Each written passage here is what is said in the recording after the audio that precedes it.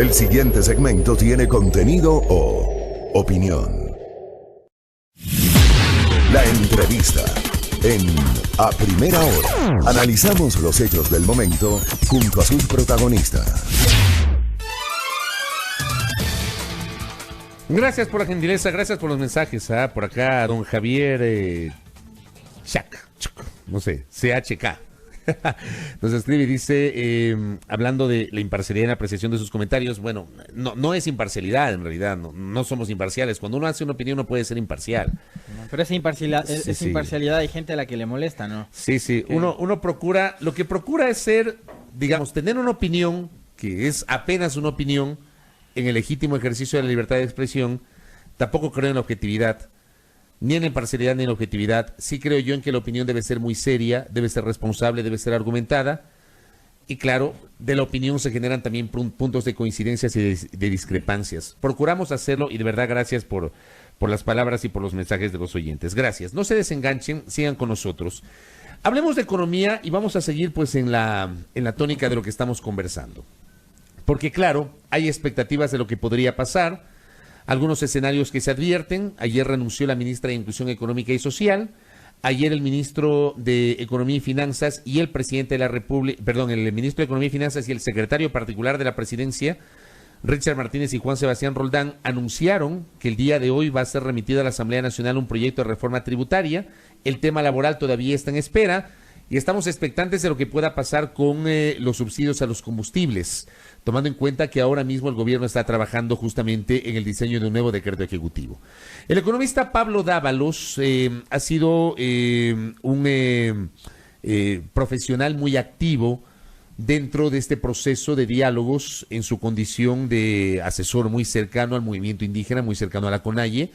De hecho, algunos videos que se compartieron a propósito de la reunión del domingo, creo yo que generaron algunas críticas sobre el rol de Pablo Dávalos, que lo tenemos acá. Él siempre asiste a nuestras invitaciones y vamos a conversar con él, primero para conocer cuál es su papel en estos diálogos y cuál es su visión respecto a lo que va a pasar y está pasando con la economía. Señor economista, bienvenido. Bienvenido, economista. Muy buenos días, un saludo muy cordial a todas las personas que este momento están con nosotros. Oiga, economista, yo quisiera que usted primero nos cuente cómo fueron los entretelones de la noche del pasado domingo.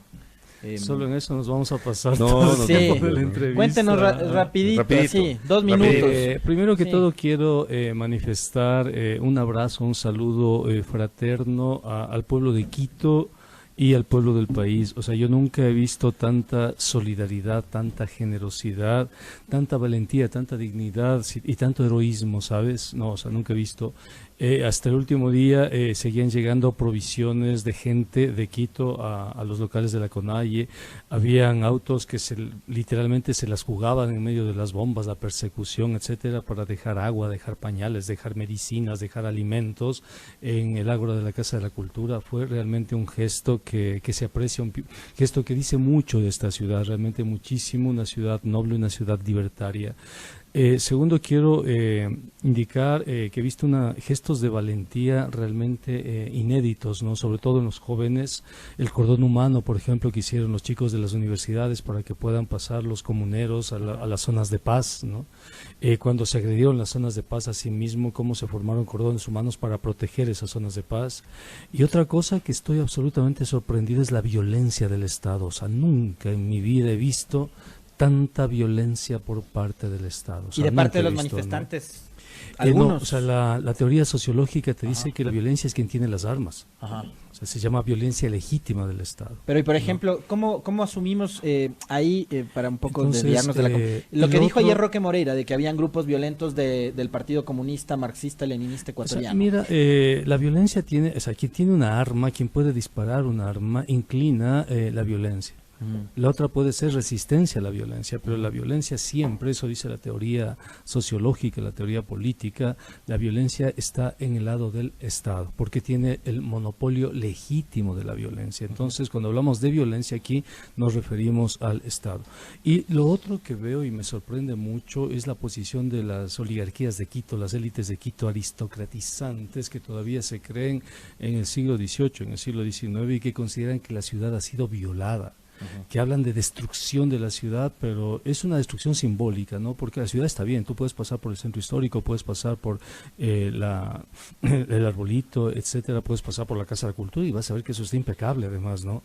Pero, claro, para esas élites, para esas oligarquías, el hecho que hayan llegado los indígenas significa una violación, si tú quieres, una especie de síndrome de Malinche, como diría Octavio Paz, ¿no? Todos esos elementos configuran lo que hoy estamos pasando. El gobierno fue derrotado porque tuvo que ceder, tuvo que dar marcha atrás con el decreto 883. El gobierno fue derrotado, pero ¿quién ganó? Ganó el alguien. ganó el pueblo, ¿Usted definitivamente. Mira, yo soy de los que cree que no ganó nadie, más allá de que hubo una marcha atrás en la medida económica. ¿Cuánto está pagando la gente este momento en pasajes aquí en el Distrito Metropolitano? Pero me parece que va a ser temporal eso, economista. La temporalidad depende de nosotros, depende del pueblo, ¿no? Entonces, en ese sentido, o sea, que el gobierno haya dado marcha atrás significa una enorme victoria para el pueblo ecuatoriano. Lo otro que quiero indicar es que el movimiento social, el movimiento indígena en particular, jamás se propuso la destitución del presidente. O sea, al cambiar el presidente, porque nosotros habíamos aprendido durante varios años que tú puedes cambiar de presidente, pero el modelo neoliberal sigue. Nos pasó eso con Abdalá Bucaram, nos pasó eso con Yamil Maguad, votamos a Yamil Maguad, pero el modelo neoliberal se profundizó en la época de Gustavo Noboa. Entonces, para el movimiento indígena no era, si tú quieres, la prioridad que el presidente Moreno salga, ni mucho menos había que mantener el orden constitucional, sino cambiar el modelo neoliberal, apuntar a las bases que sostienen al presidente Moreno, que es el modelo neoliberal, que es el acuerdo con el Fondo Monetario Internacional. Economista, esta semana nos quedó algo muy claro a nosotros, vamos a ser reiterativos en eso, porque me parece que hay que ir sincerando las cosas, ¿no? Pablo Zambrano de la Cámara de Industriales nos dijo en estos micrófonos de que al 30 de septiembre la decisión del gobierno iba a ser incrementar en 3 puntos el impuesto al valor agregado, y que días después se cambia esa decisión y van por la vía del decreto 883 que eliminaba los subsidios a los combustibles. Eso habla en un primer momento de improvisación, de que no tenían clara la película, de que no querían darle la razón al correísmo, que empezó a alertar sobre el posible incremento del IVA, y a otros sectores también a través de redes sociales. Tomando en cuenta eso, ¿qué va a pasar ahora? ¿Qué va a pasar ahora cuando se está elaborando o se habla de la elaboración de un nuevo decreto que viene a reemplazar al 883? Bueno, me preguntaste los entretelones, todavía no te he respondido eso, pero claro, porque en los entretelones te podría contar muchísimas cosas, pero ahí se pudo, primero, cuando llegamos, el presidente pudo notar una posición firme del movimiento indígena. Todos los representantes del movimiento indígena que estaban ahí, además con la legitimidad que les había dado el pueblo ecuatoriano, manifestaron al presidente su absoluto rechazo al decreto 883 y la necesidad impostergable para recuperar la paz de que el presidente derogue ese decreto. El presidente efectivamente, después de hacernos esperar más o menos 2 horas, retorna a la sala de reuniones y nos dice que el decreto había sido derogado. Pero inmediatamente actúan ahí varios personajes que le dicen, bueno, presidente, pero hemos llegado a un acuerdo sin que nosotros además lo supiésemos, en el sentido de que se derogue ese decreto y se va a elaborar inmediatamente otro decreto, pero con compensaciones, etcétera, ¿no? Algo que el movimiento indígena jamás había pedido. El movimiento indígena nunca pidió ni otro decreto ni otras compensaciones, etcétera, sino la derogatoria de ese decreto, ¿no? Ahora estamos en un escenario producto de esas circunstancias, nacido de esas circunstancias, y nosotros consideramos primero que el nuevo decreto tiene que ser la expresión de ese proceso, es decir, un proceso de paz, un proceso de construcción de paz, un proceso de reconciliación, si tú quieres, y un proceso compartido, es decir, el presidente ya no puede volver a emitir un nuevo decreto sin que haya sido avalado, garantizado por la CONAIE y por las organizaciones sociales, o sea, no puede, porque ese decreto implica paz social. El momento en el cual el gobierno, de su parte, por consideraciones que no tienen que ver con este proceso, emite un nuevo decreto, estaría fracturando la paz social, estaría rompiendo los acuerdos y estaría obligando a que la CONAIE y los movimientos sociales adopten otra vez decisiones que tienen que ver con defender esa paz social. Entonces, en primer lugar está eso. En segundo lugar, nosotros le hemos pedido honestidad al gobierno, honestidad y transparencia.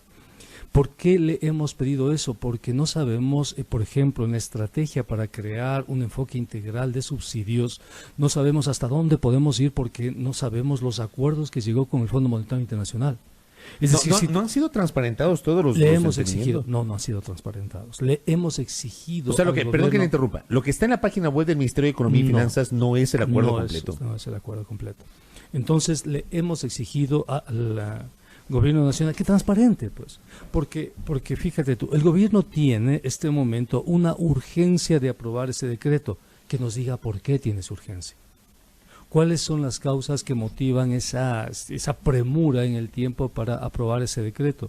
Le hemos dicho entonces al gobierno que partamos de una posición de honestidad y de una posición de transparencia, que ponga sobre la mesa los acuerdos con el Fondo Monetario Internacional. Eso no ha ¿Qué ocurrido tal? en el curso de esta Hasta el semana. día de hoy. ¿Cuántas veces han dialogado esta semana? Antes de ayer y ayer que se A ver, suspendieron. ¿dialogaron el domingo? El ¿Dialogaron el domingo- martes? No, y el ayer. Ayer. Antes de ayer. Ya, o sea, domingo, miércoles y jueves. Es nada más. Y en estas tres conversaciones no se ha transparentado el No acuerdo. se ha transparentado ningún acuerdo. ¿Y Entonces, quiénes estaban ahí? Porque, a ver, hay una cosa que a mí me llama mucho la atención y es el presidente el día domingo, después de que se hace esa transmisión en vivo, se queda a trabajar con ustedes y no, el presidente se va. El presidente se porque va el presidente es el líder del ejecutivo. y nos dejó con el Estado, o sea, el Estado y con el gabinete. Cuando digo el Estado me refiero al Contralor, me refiero al la presidenta del Consejo Nacional Electoral, me refiero al presidente del Consejo de Participación Ciudadana, o sea, el Estado, parte del gabinete y nosotros. Pero ese mensaje es yo no sé, a Pero mí por lo menos es, me resulta preocupante porque si el presidente no se empodera de la búsqueda de la vía de solución a este conflicto, yo sí sigo planteándome la pregunta Pero mira de lo que quién pasó, gobierna, quién lo que lidera pasó antes esto, de ¿no? ayer, ¿no? Mira lo que pasó. Nos llaman al diálogo a Naciones Unidas, al diálogo va la dirigencia nacional del movimiento indígena, la dirigencia que condujo todo este proceso. Llegamos a ese proceso de diálogo con toda la buena voluntad, con toda la predisposición de trabajar por el país. Estuvimos esperando una hora y cuarto para que lleguen los delegados del gobierno y finalmente el gobierno envió a un consejero y a un subsecretario. Nada más. Entonces, eso te puede dar cuenta de la importancia que el gobierno está dando a este proceso de diálogo. Ahora, más allá de la ausencia del presidente con las personas que han hablado, ¿han avanzado no los diálogos? Pero te estoy diciendo, a ver, Pero hay un avance, digamos, concreto, sustancial, ¿o a ver, no? te estoy diciendo, repito, el presidente envió al diálogo con la dirigencia nacional del movimiento indígena a un consejero y a un subsecretario. Te pregunto, ¿puede un subsecretario tomar decisiones? La respuesta es no. Si, Ya, entonces la respuesta, si es no, envías- la respuesta es que no han avanzado. Esa es la si respuesta. envías una persona que no puede tomar decisiones, ¿puede avanzar el diálogo? Insisto, la respuesta ¿Puede es no han avanzado los ¿puede diálogos. un consejero presidencial tomar decisiones? La respuesta es no. Oiga, economista, acá me envían un comentario. Nos dicen, Pablo Dávalos acertadamente pide transparencia del acuerdo con el Fondo Monetario Internacional, pero el miércoles hubo una moción presentada en el Pleno de la Asamblea justo para pedir que se transparente el acuerdo y la mayoría del Pleno negó. Partido Social Cristiano, Creo, Alianza País y Aliados. Mira, yo pienso que... La Asamblea sigue como que Sí, desconectada o sea, de la esa es realidad nacional, ¿no? O sea, yo pienso que hay que discutir lo que realmente incide en el país. O sea, lo que incide en el país en este momento es el Ejecutivo, lo que realmente incide, qué sé yo, es el rol del Contralor, etcétera. Pero la Asamblea no es un espacio de incidencia nacional. O sea, no podemos meterle en el debate algo que es una oficina de trámites, si tú quieres, ¿no? Entonces, fíjate tú, la Asamblea, que debería ser el primer poder del Estado, en este momento no juega ningún rol. Nosotros no se nos ocurre siquiera conversar con la Asamblea, ¿no? Ni siquiera estamos pensando en eso, estamos pensando realmente cómo lograr un proceso de diálogo, un proceso de paz de forma sustentable, seria, sostenida, transparente y honesta para el país. Y claro, la señal que envía el régimen es enviar a ese proceso a dos personajes de tercera línea. Cuando tú tienes al frente a toda la dirigencia con su equipo asesor, ¿no? Y con un rol de Naciones Unidas bastante lamentable, ¿Por que qué? decirte, ¿no? Bastante que inclinó la cancha de una forma realmente Pero ellas no iban a impresionante. actuar solo de mediadores. Y teóricamente, ¿no? Teóricamente. Cuando deben Arnaud actuar, Perol habla de la posibilidad de crear una comisión, eso no estaba.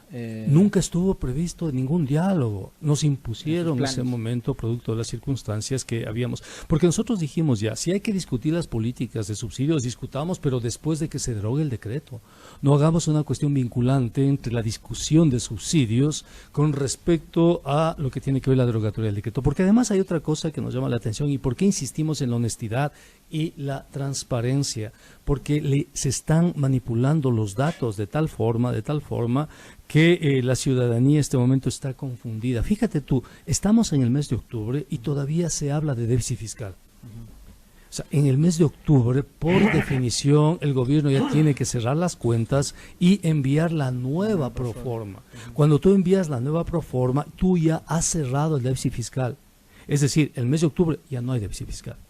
Por concepto, porque te quedan solo 2 meses. Te quedan noviembre, diciembre. No te queda más. Estamos a 13 días de la fecha límite para el envío de la proforma. Exacto. Entonces, 13 días. Entonces, cuando envías la proforma, tú ya has resuelto el déficit fiscal. Le dicen eso. Segundo, hablamos del subsidio a la gasolina como si eso fuera una cosa realmente impresionante, algo que va a cambiar, que fue una cantidad de recursos con la cual vamos a resolver los problemas del país, y es falso.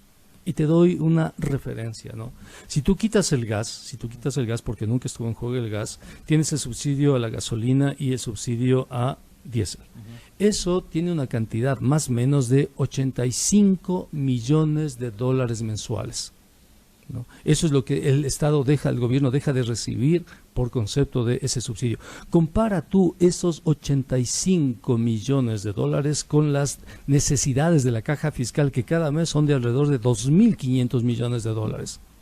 Entonces, con 85 millones cada mes, o sea, tú no resuelves ni nómina, no resuelves política social, ¿no? El gobierno está decidido, el gobierno ha manifestado en reuniones que hemos tenido que está decidido a no topar incluso el diésel. El gobierno dice ya, no topo el gas y no topo el diésel. Si el gobierno no topa el gas y si el gobierno no topa el diésel, el subsidio real, lo que dejaría de este momento de recibir, lo que este momento estaría en juego, si tú quieres, son alrededor de 30 millones de dólares mensuales. Solo con la gasolina. Solo con la gasolina. Es lo que cuesta. Oiga, economista, le traslado una inquietud que nos hacía hace unos minutos un oyente a través del Facebook Live. Nos decía, ¿qué impacta más a la población? ¿Qué hubiera impactado más? ¿El incremento de 3 puntos porcentuales al IVA o la eliminación del subsidio a la gasolina? Lo que pasa es que son impactos diferentes por estratos sociales, si tú quieres. El impuesto al IVA le impacta directamente a la clase media, porque la clase media tiene capacidad de consumo. La clase media es la que se compra zapatos, ropas, bolsos, etcétera, viaja, etcétera, ¿no? Los sectores de abajo, si tú quieres, los quintiles más pobres, en cambio, su capacidad de consumo es más limitada y tienen cierto tipo de exoneraciones en ciertos elementos de la canasta básica. A ellos les impacta de forma directa, absolutamente directa, todo lo que tiene que ver con la gasolina. Y el diésel, ¿no? Porque el diésel sobre todo tiene que ver con la producción, pues. Hornos de pan, tractores, etcétera. El ejemplo del tractorcito que puso Leonidas dice que ha sido denostado por algún sector. Pero ese ejemplo es cierto, que un tractor se tanquea con $20. Sí, pero fíjate, ¿es cierto o fue solamente un ejemplo figurativo? No es real. O sea, lo que es falso es lo que dijo el ministro de Finanzas. Lo de los 40,000, el vehículo de $40,000. El vehículo de $40,000 jamás tanquea con gasolina barata. Se le daña la inversión de $40,000. Ese ejemplo del ministro es falso. El ejemplo que puso Leonidas es absolutamente verdadero, ¿no? Oiga, yo me quedo muy preocupado y creo que coincide el contertulio, muy preocupados con lo que usted está diciendo. Yo si hubiese creído de una evolución favorable de los diálogos luego de los mensajes del domingo y estos anuncios. Yo no sé qué vaya a pasar. O sea, ¿cómo le ve usted? No, o sea, mira, nosotros tenemos que defender la paz, tenemos que mandarle un mensaje contundente al presidente para decirle que cuidado se le ocurra salir de los acuerdos de paz, que no se trata solo de la elaboración de un nuevo decreto, sino de respetar la voluntad nacional, porque no era el movimiento indígena el que le pedía que derogue el decreto 883, eran millones de ecuatorianos, ¿no? Entonces, decirle al presidente que transparente, ¿por qué tiene tanta premura en emitir ese nuevo decreto? Porque además hemos pedido responsabilidad. ¿Hay premura de emitir el nuevo decreto? Sí, quieren que la otra semana ya esté listo. Entonces, Claro, eso es lo que ha trascendido, que la próxima semana ya se daría a conocer un nuevo decreto. es imposible, no tenemos los estudios, no tenemos información y no podemos suscribir un proceso que no ha sido validado por las bases, no ha sido validado por la sociedad. Oiga, Nosotros somos economista, absolutamente responsables en eso. Algunas precisiones además sobre el rol que han jugado algunos actores en este momento. Juan Sebastián Roldán en alguna intervención en medios dijo que la mayoría de la población estaba de acuerdo con las medidas que había tomado el 1 de octubre el presidente. Ayer Polibio Córdoba, director o presidente de Sedatos, en una entrevista en una radio colega acá en la capital, dijo que al 1 de octubre el presidente Moreno registraba su más bajo nivel de credibilidad o aceptación, 12%, y que termina toda la fase esta de diálogos al lunes de esta semana con 22% de aceptación más o menos, ¿no? Sí. Pero que el 66% de la gente no estaba a favor de las medidas. Si no es más, yo creo que es muchísimo más, ¿no? Dependiendo de las metodologías y todo lo demás. Pero lo que yo sí te puedo indicar ahora es que ya no se trata de un solo decreto. No se trata solamente de definir el nuevo precio de la gasolina, sino se trata de la paz. Se trata de la estabilidad nacional. No me quiero imaginar al presidente rompiendo la paz social. No quiero ni siquiera imaginar lo que puede pasar con esta sociedad. La sociedad nos ha encomendado una enorme responsabilidad y la vamos a asumir con toda la integralidad del caso, ¿no? Con toda la ética del caso. No vamos a ser irresponsables, no vamos a aprobar un documento por las premuras de uno de los sujetos del diálogo, no lo vamos a hacer. El acuerdo Ese de documento paz tiene que ser, si tú quieres, sustentado con información. Si el gobierno nos dice que hay fuga de combustibles, que nos presente la información de la fuga de combustibles. Si el gobierno nos dice que esos combustibles están beneficiando a los estratos más altos, que presente la información de cómo se están beneficiando los estratos más altos, ¿no? De tal manera que cualquier decisión sea construida y se generen escenarios, y sobre esos escenarios se valide con la población, se le diga a toda la población que nos está escuchando, a todos los ciudadanos, mira, tenemos estas 3, 4 posibilidades, ¿qué hacemos?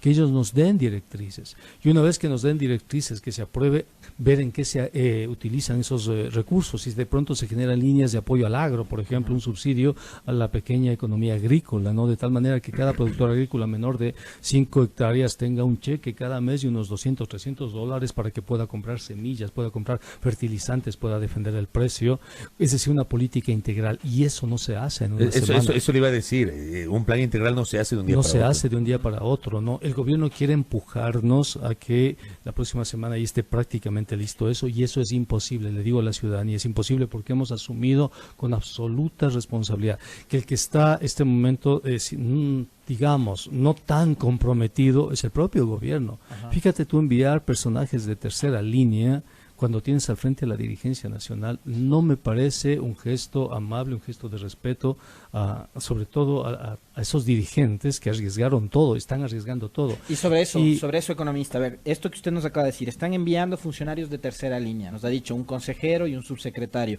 mientras la CONAIE se mantiene con sus más altos dirigentes y usted como asesor permanentemente presente. Y ahí me mandan una pregunta que quiero trasladársela. Con ese escenario, en donde vemos que el gobierno no le ha dado la importancia que debería a este proceso, ¿hay riesgo de que se reactiven las protestas? Mira, eso depende siempre de la voluntad del pueblo, de la gente, ¿no? De la sociedad, ¿no? Nosotros nos debemos a la sociedad, nosotros nos debemos a lo que dice la sociedad. El Frente Unitario de Trabajadores ya planteó una marcha para fines de este mes, por ejemplo, ¿no? En otras palabras, este es un pueblo rebelde, este es un pueblo digno, este es un pueblo que no va a permitir que se burlen a los acuerdos que hemos llegado. El presidente tiene que ser absolutamente claro que está frente a un pueblo absolutamente digno, absolutamente rebelde, absolutamente libertario. Que esta ciudad de Quito por algo es luz de América, por algo es el ejemplo de toda América en los procesos de independencia, no es de gana. Es decir, es una ciudad que siempre sabe que la libertad es un horizonte que define, si tú quieres, absolutamente todo. Por eso somos la capital de la República, aquí se define la política nacional. Le pedimos al gobierno responsabilidad, le pedimos que nos transparente, si tú quieres, todos los acuerdos con el Fondo Monetario Internacional para saber qué es lo que podemos hacer. Le pedimos que cese la violencia y la persecución, porque tenemos dirigentes que al momento de ir al proceso de diálogo el gobierno empezó a criminalizarlos. Y así tú no puedes dialogar, pues no puedes dialogar con un presidente del Ecuador arruinar y criminalizado, con un presidente de la FEINE criminalizado. Tú no ¿Quién puedes presionó por entrar. su salida del municipio de Quito, economista? El gobierno, definitivamente, el gobierno. ¿No fueron O sea, concejales o gente Imagino del que municipio, sí, pero básicamente el gobierno y esa aristocracia blanca que considera que la ciudad ha sido violentada por los indígenas. Lo que pasa es que usted mencionó a Pero- dos concejales en otra entrevista, Pero- e incluso el vicealcalde que fue aludido negó aquello, ¿no? Sí, o sea, es una hipótesis. Yo no mencioné, yo dije. Usted tengo lo una manejó hipótesis. como hipótesis. Sí, yo manejé como No, hipótesis. no era una cuestión directa. No, para nada. O sea, usted no tiene constancia de que el vicealcalde Santiago No, Guarderas no, o para el nada. concejal No, Bernardo no, Abad estuvieron detrás de su salida. No. Es una O sea, hipótesis suya. lo que yo digo es en base al, sobre todo un tuit que puso Bernardo Abad, sobre todo basándome en eso, ¿no? Pero el actor político con la fuerza suficiente para imponerle al alcalde de la ciudad mi salida y poner en riesgo varios proyectos importantes para la ciudad es el gobierno, definitivamente. ¿Y en qué momento, digamos, en qué lugar en este momento se ubica Yunda? Porque vemos una presión súper fuerte Totalmente de esas al lado del élites, gobierno, de esas totalmente élites al lado que del usted gobierno. hablaba hace un momento, de los medios de comunicación que están permanentemente insistiendo. Ayer vimos, yo vi una entrevista en un canal de televisión a donde el alcalde acudió y donde permanentemente le lanzaron dardos, ¿no? Que No, sigue trabajando con correístas, que, No, que el por qué no alcalde, apareció, que por qué no lideró. El alcalde está totalmente adscrito, plegado al gobierno. Acaba de decirlo ayer que felicitaba la sabiduría del gobierno en la conducción de la crisis, ¿no? Cuando nosotros hemos visto que si en algo se caracterizó el gobierno no fue precisamente en la sabiduría. Si el presidente de la República al tercer o cuarto día habría dicho está bien, negociemos, conversemos, y habría derogado ese decreto que fue absolutamente improvisado, nos habríamos ahorrado heridos, muertos, violencia. Fíjate tú, o sea, es la tosudez, creo yo, por parte del gobierno, es la intransigencia del gobierno la que nos condujo a esta situación. Ustedes no son intransigentes, la dirigencia indígena no es intransigente. No, economista. o sea, porque la dirigencia indígena lo único que pidió fue derogue ese decreto, nada más. O sea, nada más. Y lo pidió porque está afectando, está conduciendo a la miseria a millones de personas. Entonces, la política económica está hecha para crear prosperidad, no para crear caos. Y el presidente, fíjate tú, tiene un ministro de Economía que le está dinamitando a la sociedad, le está dinamitando a la economía, le está dinamitando al propio presidente, y resulta ahora que los culpables están en otra parte, ¿no? Ha firmado un acuerdo con el Fondo Monetario, no quiere dar a conocer ese acuerdo con el Fondo Monetario, porque hay una cosa, si nosotros, por ejemplo, diseñamos una estrategia intersectorial de subsidios, ¿cómo sabemos si el Fondo Monetario nos deja hacer eso? ¿Cómo sabemos? Economista, cierro esta entrevista preguntándole, ¿cuándo tienen otra reunión? ¿Cómo? ¿Cuándo tienen otra reunión? El movimiento indígena va a llamar a un consejo político empleado y va a establecer directrices. Va a establecer directrices. O sea, ¿no está prevista otra reunión con los delegados del gobierno? No, está prevista un consejo político de la CONAIE, y en ese consejo político de la CONAIE se establecerán las directrices, las dinámicas, porque es así el movimiento indígena. El movimiento indígena siempre consulta. Es parte de la democracia, de una especie de democracia directa. Pero si luego tú de quieres. eso, ¿qué? Entonces, ahí establecen las directrices y se retomarían los procesos de diálogo. Qué barbaridad. oiga. ¿Ayala Créeme Mora que estoy sorprendido. sigue siendo asesor del movimiento o no? ¿O nunca fue? Que yo sepa, nunca ha sido. ¿Y ese audio, cuál es su reflexión sobre el audio Ayala que circuló Mora el fin tiene de semana? muchísima relación con la FENOCIN, Ya. ¿no? Que es una especie de sindicato. Con de Luis Andrango, campesinos, sobre ¿no? todo. Sí, pero no, con la CONAIE no. Con la CONAIE no. Correcto. Economista, gracias por el tiempo. Muy ¿eh? Muchas gentil. gracias. Muy Hasta amable. pronto. Pablo Dávalos conversando aquí en A Primera Hora. Yo realmente, y creo que coincidirás conmigo con Tertulio, me quedo muy preocupado porque yo hubiese esperado que el economista Dávalos venga con, digamos, noticias mucho más alentadoras y con información mucho más detallada, pero nos ha comentado que los diálogos no han evolucionado. Veamos qué pasa y cuál es la respuesta del gobierno. 7:37 en A Primera Hora.